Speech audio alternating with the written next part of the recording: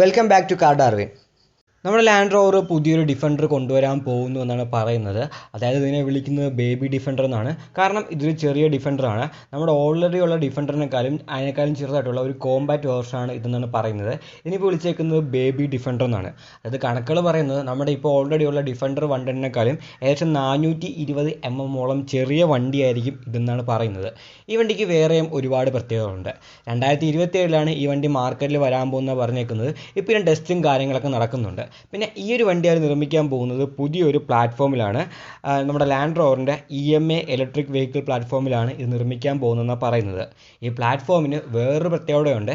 ഇനി വരാൻ പോകുന്ന നമ്മുടെ range rover, Evoque, land rover sports ഇതെല്ലാം ഈ ഒരു പ്ലാറ്റ്ഫോമിലായിരിക്കും നിർമ്മിക്കുക എന്നാണ് പറഞ്ഞേക്കുന്നത്. സ്പോട്ട് ചെയ്തേക്കണ ഈ ഒരു ഡിഫൻഡർ നോക്കിയാൽ നമ്മുടെ നോർമലുള്ള ഡിഫൻഡർ പോലെ തന്നെ ഇരിക്കുന്നത്. അതായത് ആ ഒരു ബോക്സി ആയിട്ടുള്ള ഡിസൈൻ, നമ്മുടെ ഡിഫൻഡറിൻ്റെ പോലത്തെ ആ ഒരു ഡിസൈനാണ് ഈ ഒരു വണ്ടിക്ക് വന്നേക്കുന്നത്. ഡിഫൻഡറിനെ കുറച്ച് ചെറുതാക്കി എങ്ങനെ ഇരിക്കും അങ്ങനെയാണ് മൊത്തത്തിൽ വണ്ടിയുടെ ആ ഒരു ഡിസൈൻ വന്നേക്കുന്നത്. പിന്നെ ബാക്കിയുള്ള കാര്യങ്ങളൊക്കെ ക്യാമഫ്ലാഗ്ഡാണ്, അവിടെ നമുക്ക് കാണാൻ കഴിയുന്നില്ല. എങ്കിലും ഏതാണ്ട് ഡിഫൻഡറിൻ്റെ ഒരു ക്യാരക്ടറാണ് ഈ ഒരു വണ്ടിയിൽ നിന്ന് കിട്ടിയിരിക്കുന്നത്. പിന്നെ വേറൊരു പ്രത്യേകത നോക്കുകയാണെങ്കിൽ ലാൻഡ് റോവർ അവരുടെ ആ ഒരു ബ്രാൻഡിൽ മൊത്തം അഴിച്ചുപണി നടത്തിക്കൊണ്ടിരിക്കുകയാണ്. അതിൻ്റെ ഭാഗമായിട്ടാണ് ഈ ഒരു പുതിയ പ്ലാറ്റ്ഫോമൊക്കെ അവർ കൊണ്ടുവന്നേക്കുന്നത്. പിന്നെ ഈ പുതിയ പ്ലാറ്റ്ഫോം നോക്കുകയാണെങ്കിൽ അത് ഒന്നെങ്കിൽ ഫുള്ളി ഇലക്ട്രിക്കും അല്ലെങ്കിൽ ഹൈബ്രിഡും ആയിരിക്കും എന്നാണ് പറയുന്നത്. ഹൈബ്രിഡ് വണ്ടികളും ഫുള്ളി ഇലക്ട്രിക് വണ്ടികളും മാത്രമേ ഈ ഒരു പ്ലാറ്റ്ഫോമിൽ അവർ നിർമ്മിക്കൂ എന്നാണ് പറഞ്ഞേക്കുന്നത്. അപ്പം ഈ ഒരു സ്പോട്ട് ചെയ്തേക്കുന്ന ഏറ്റവും പുതിയൊരു ഡിഫൻഡർ നോക്കുകയാണെങ്കിൽ ഇതൊരു ഫുള്ളി ഇലക്ട്രിക് വണ്ടിയാനുള്ള ചാൻസ് ഉണ്ട്. അതേപോലെ തന്നെ ഇതിൻ്റെ ഹൈബ്രിഡ് വേർഷനും അവൈലബിൾ ആകുമെന്ന് പറയുന്നുണ്ട്. ഒന്നെങ്കിൽ ഹൈബ്രിഡ് അല്ലെങ്കിൽ ഇലക്ട്രിക് വേർഷൻ ആയിരിക്കും എന്നാണ് പറയുന്നത്. എന്തായാലും ഇലക്ട്രിക് വേർഷനാണ് കൂടുതൽ ചാൻസ് എന്നാണ് ഇപ്പോൾ പറഞ്ഞേക്കുന്നത്.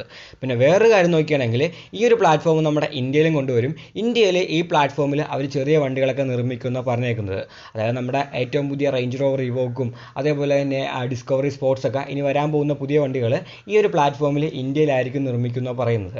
പിന്നെ ഈ പുതിയതായിട്ട് സ്പോട്ട് ചെയ്ത വണ്ടിയും ഇന്ത്യയിലുണ്ടാക്കി ഈ ഒരു പ്ലാറ്റ്ഫോമിൽ നിർമ്മിക്കുന്നതാണ് അവർ പറഞ്ഞേക്കുന്നത്. അപ്പോൾ നോക്കുകയാണെങ്കിൽ നമുക്ക് നല്ല അഫോർഡബിളായ പ്രൈസിൽ ഈ ലാൻഡ് റോവറിൻ്റെ വണ്ടികൾ ഇന്ത്യയിൽ കിട്ടാൻ ചാൻസ് വളരെയധികം കൂടുതലാണ്. പിന്നെ ഈ ഒരു ഡിഫൻഡർ നോക്കിയാലും നമ്മുടെ നോർമലുള്ള ഡിഫൻഡറിനെക്കാളും നല്ലപോലെ തന്നെ പ്രൈസ് കുറവായിരിക്കും. ഈ വീഡിയോ ഇഷ്ടപ്പെട്ടെങ്കിൽ ലൈക്ക് ചെയ്യുക, നിങ്ങളുടെ അഭിപ്രായങ്ങൾ കമൻറ്റുകൾ രേഖപ്പെടുത്തുക. ഇനി ഇതേപോലത്തെ വീഡിയോകൾ കാണാൻ ദയവായി ചാനൽ സബ്സ്ക്രൈബ് ചെയ്യുക, ആ ബെല്ലൈക്കൻ കൂടി എനേബിൾ ചെയ്യുക. പുതിയൊരു വീഡിയോയുമായി ഉടനെ കാണാം.